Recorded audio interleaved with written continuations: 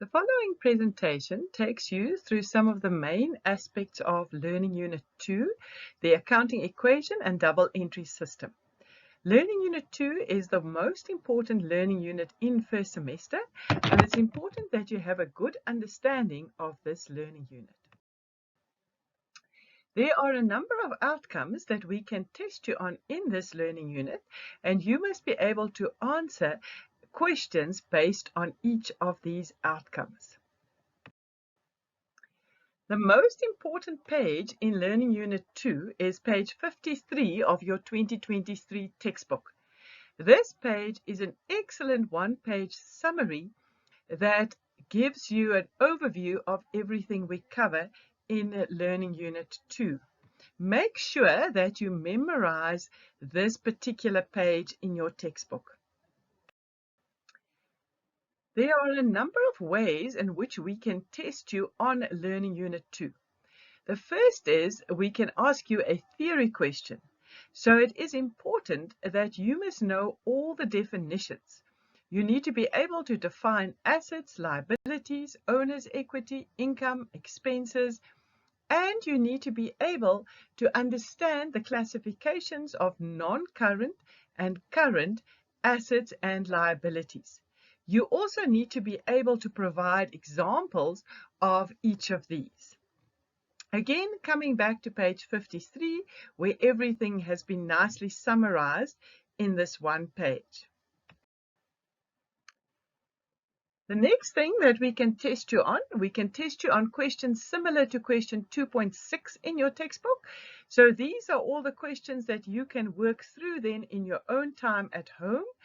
And remember, the solutions for the textbook questions are at the back of your 2023 textbook in Annexure A of the textbook. So even if you didn't do these questions in class with your lecturer, make sure that you do them at home in your revision time, because we can test you on any of the questions that are in your textbook. 2.6 is the easiest way in which we can test you on your knowledge of Learning Unit 2. And 2.4, we require you to calculate. So, for example, we ask you to calculate the non-current assets and calculate the current liabilities. Remember, if the question in an assessment asks you to do a calculation, then you must always show all your workings. It is very important that in accounting questions, you need to always show all of your workings. So get in the habit right from the start when you are doing class exercises or homework exercises. Remember to always show all the workings. And remember, your workings must show your lecturer what was your thinking process. So when your lecturer marks your assessment, they must be able to see clearly what was your thinking, how did you go from the information in the question to your final answer.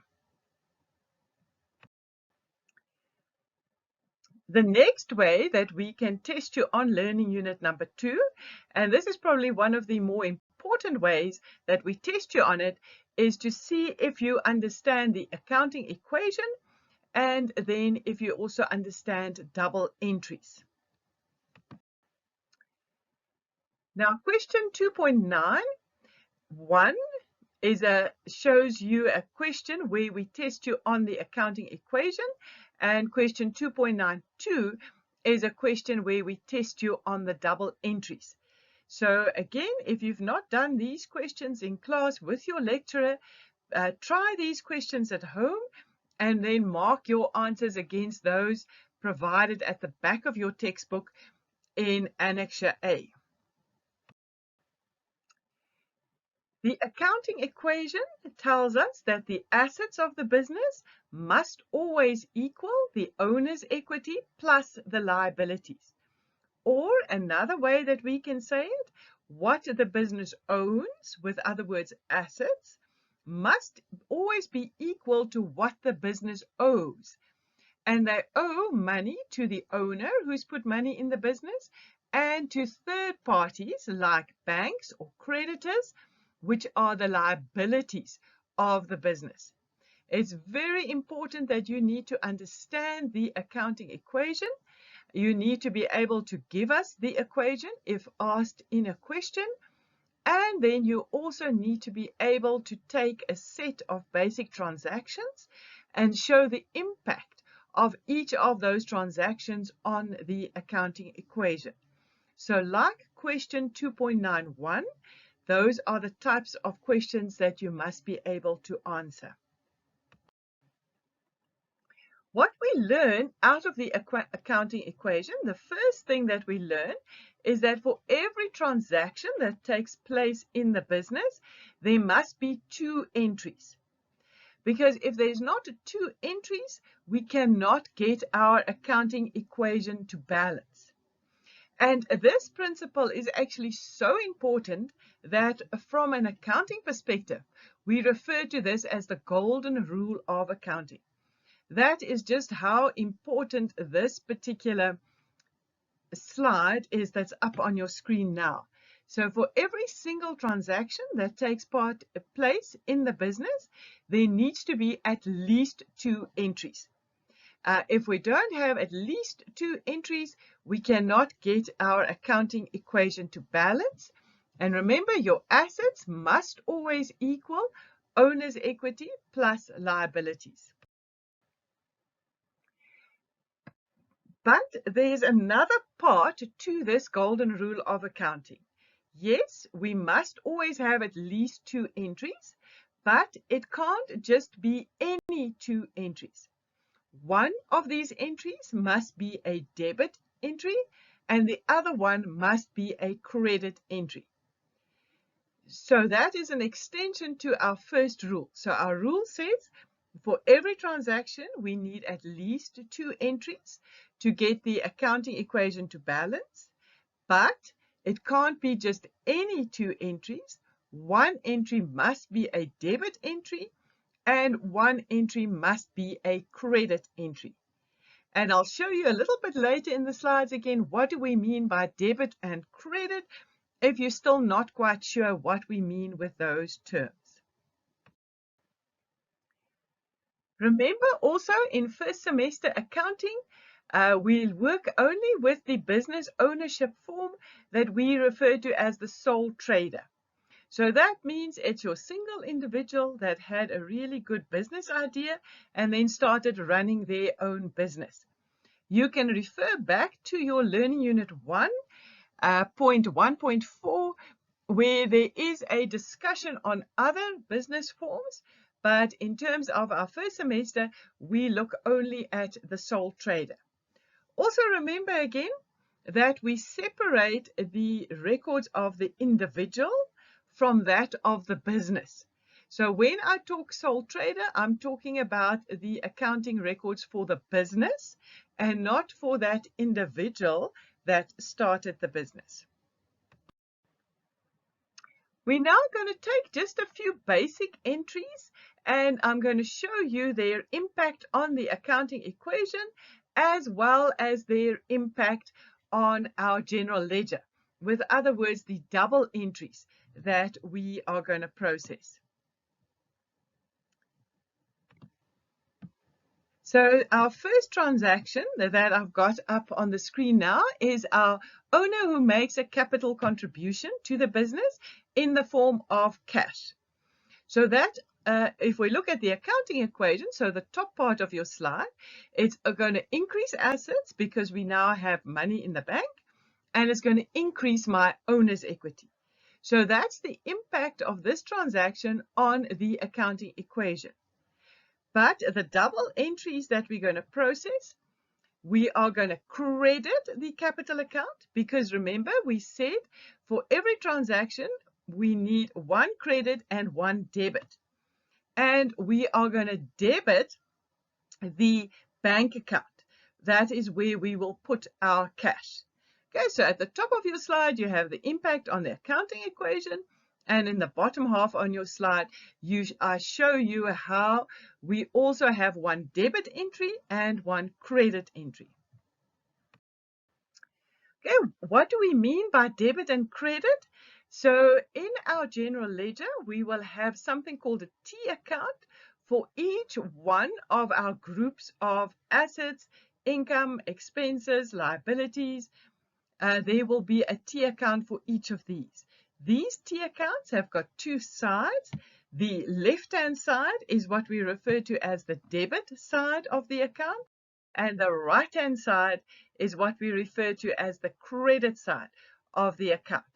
And you can also find that on page 46 in your textbook. Now, the question is always, how will we know what must go on the debit side and what must go on the credit side? The easiest way for you to remember that is to use this acronym.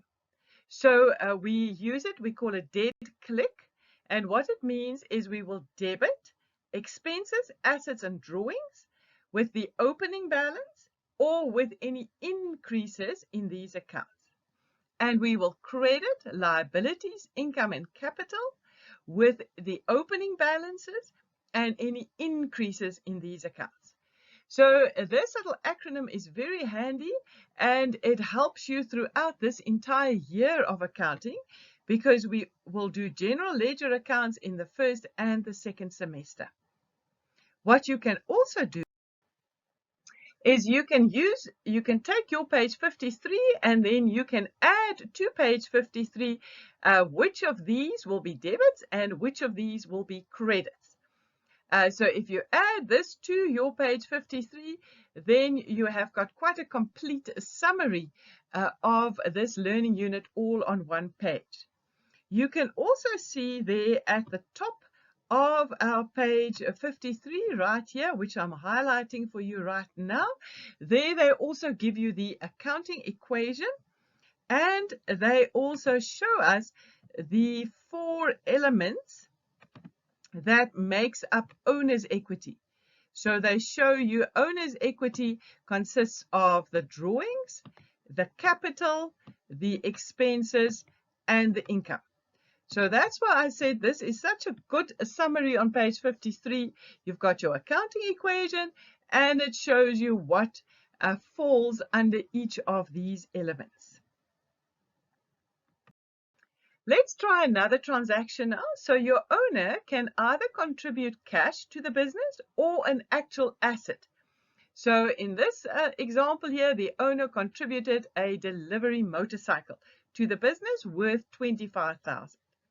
So the impact on the accounting equation is your assets will increase and your owner's equity will increase. The impact on the general ledger is that we will have a credit in the capital account and we will have a debit in the vehicles account, which is your asset account. So again, we've shown you the impact on the accounting equation. So we've shown you that this one transaction does have 2 entries, and we're showing you in the bottom half of the slide that the one entry is a debit and the other entry is a credit. So this entry now, we're showing it in terms of that golden rule of accounting. Also, just a quick reminder while I'm thinking of it, remember in your assessments you always have to clearly show us whether this particular amount will increase or decrease the assets, owner's equity, or liabilities. So remember in your assessments to clearly show plus for increase or a minus for a decrease. Here's another example for us to look at. This time around, the owner takes cash from a petty cash, 2,500 rands. Again, the impact on the accounting equation is the first thing I'm showing you. So there's a minus 2,500 to assets, minus 2,500 to owner's equity. And again, let's see if this transaction does have a debit and a credit. So the credit is going to lie in the petty cash account, and the debit side of this particular entry lies under drawings.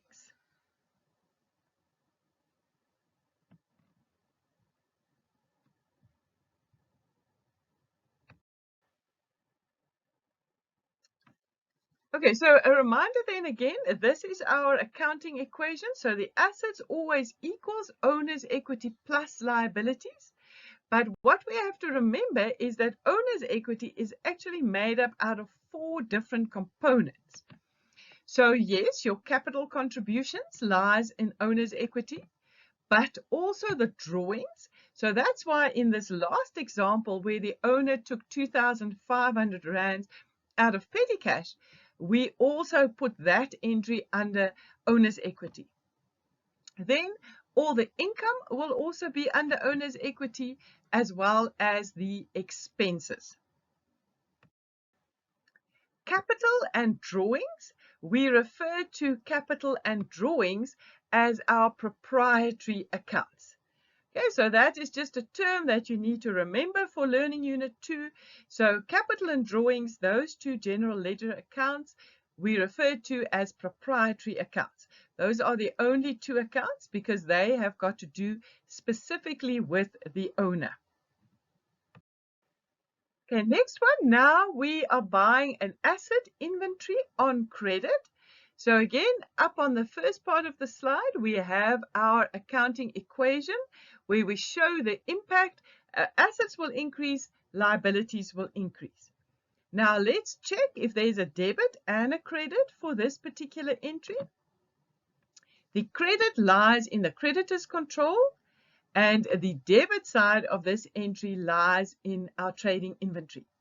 So you can see each time we have a minimum of 2 entries so that our accounting equation balances, and also the 2 entries that we have, the one entry impacts the debit side of a general ledger account and the other entry impacts the credit side of the general ledger account. Let's try another one. This time around we're paying wages and we're paying it via EFT. So remember, when we say we're paying something via EFT, it's the same as saying it's a cash payment.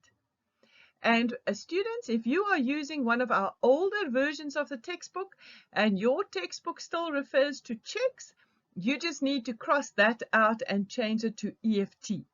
Okay, so just be aware of that if you are using older versions of the textbook. Okay, so again, we look at the impact on the accounting equation for this particular transaction. The one area that can be problematic is this one over here, right? So we are paying wages and we say it is minus 4,500 as the impact on owner's equity. And the reason we use a minus here is we look at the impact it has on the owner's equity. So because we're having an expense, remember wages is an expense account, it means your owner is going to have less profits. The more expenses we have, the smaller the profits. So that's why I've got a minus 4,500 there under owner's equity to show that the owner is going to have less profits. In the general ledger, again, I'm sitting with a debit and a credit. We're going to credit the bank account and we're going to debit the wages account. Remember again, owner's equity is made up out of those 4 components, including the income and the expenses of the business. So you can see here are the expenses and it's sitting here right under owner's equity. So that's why in the previous slide,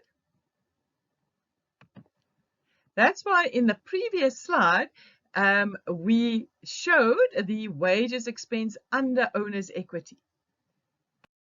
But in this slide is very important. This slide shows you how will an expense impact the owner's equity.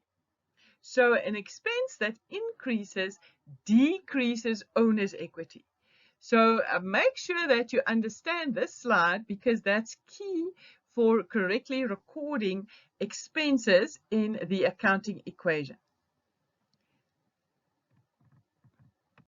Here's another example of an expense. We bought a refreshments for the company, and again, a refreshments is an expense. So you can see I'm showing it as minus 500 rands because I'm showing the impact it has on the owner's equity. Now this entry is kind of interesting because we're buying the refreshments on credit, so we have a plus here for the liabilities. So make sure you have a look at these entries. They are a little bit different from our normal accounting equation entries. So it's a minus under owner's equity and a plus under liabilities. And then again, let's double check. Yes, there is a credit for this entry under the creditor's control, as well as a debit for this entry under refreshments. So yes, we have two entries, at least two entries. One is a debit and the other one is a credit. Let's look at another transaction. So often the business can get a loan for the business, either a long or a short-term loan. And in this one, then we will increase the assets with the cash from this loan, and we're going to increase the liabilities. So again, yes, we have a minimum of two entries, so the accounting equation does balance. And yes, we have a credit entry going to the loan, and we have a debit entry going to the bank account. So you can see in each of these transactions, the accounting equation is balancing, and we have a debit and credit in the general ledger. Let's have a look at the scenario now where we are going to sell some of our inventory on credit. And in Learning Unit 2, we use what we call the perpetual inventory system. You'll see in Learning Unit 2, towards the end of the learning unit, there is a short discussion on the inventory systems, but we will look at that in a lot more detail when we get to Learning Unit 6. So for the moment, this entry uses the perpetual inventory system, and we actually have 4 entries to record this particular transaction. So the first of the entries deals with the actual sale. So we are selling some of our inventory at 5,000 rands. So we're going to increase our assets. We get the 5,000 rands. Increase our owner's equity because we're getting income from sales that will give the owner bigger profits. In the general ledger, we're going to credit our sales and we're going to debit our debtors control because this particular sale was done on credit. As I mentioned earlier, there are these 2 inventory systems. You can, in the meantime, go and read up about it in your textbook. I've given you the page numbers here, but we will cover this in a lot more detail when we get to Learning Unit 6 later in the semester. The second part of this transaction, so the first part was recording the sale, but of course we are selling some of our inventory. So we also need to update our inventory records. And to do that, we're going to show that our assets are decreasing with 2,500, which was the cost of the inventory that we've sold. And owner's equity will also decrease by 2,500 rand. And again, this entry has a credit and it has a debit side. So we're meeting all the criteria for our golden rule of accounting. We have at least 2 entries. One of them is debit and the other one is credit. Okay, so what happens now if this debtor now pays their outstanding balance? Then again, here we have a rather interesting entry, because this entry is going to both increase your assets and decrease your assets. The increase in assets, that will be coming from the cash that we received. So this 5,000 here, that will be the cash that we receive from the debtor. But at the same time, our asset called debtors is going to decrease with 5,000 rands. Because the debtor now paid us back their outstanding balance, so they don't owe us the 5,000 rands anymore. So again, in terms of the double entry, we are going to credit our debtors control this time, and we are going to debit our bank account, because we're now receiving the 5,000 rands in cash. So to recap then, at any given point, what the business owe must always equal what the business owes. So what the business owe must always equal what the business owns. What does the business own? It owns assets. And remember, that can be non-current or current assets. What does the business owe? They owe money to the owner of the business, and they owe money to third parties, which we refer to as liabilities. So at any given point, when you've completed a transaction, your accounting equation must always balance. So there, I've just put it in the little yellow block over here for you. You can see it, I'm pointing there. So after every transaction, your assets must equal your owner's equity plus your liabilities. If you need a presentation on this particular topic, go to your VC Learn module content, learning units, learning unit 2, theme 3. There are also 2 short video clips, one explaining the double entry accounting and the other one explaining debits and credits. So also remember to always refer back to VC Learn if you need additional resources to refresh yourself on a particular topic. Then the last reminder, if you want to pass this semester, you have to make sure that you attend all of your classes with your lecturer, that you work at home. So you need to be doing the homework and be working through the questions in your textbook at home. Don't fall behind. Make sure that you are keeping up with what your lecturer is doing in class. And please, if you do not understand, then you need to be contacting your lecturer. Please reach to your lecturer either via emails or talking to your lecturer before or after class. The key is that you must not fall behind this semester. Also, just a last reminder, this is just a high-level summary of Learning Unit 2. It's not meant to be replacing your textbook or the work that you're doing with your lecturer in class.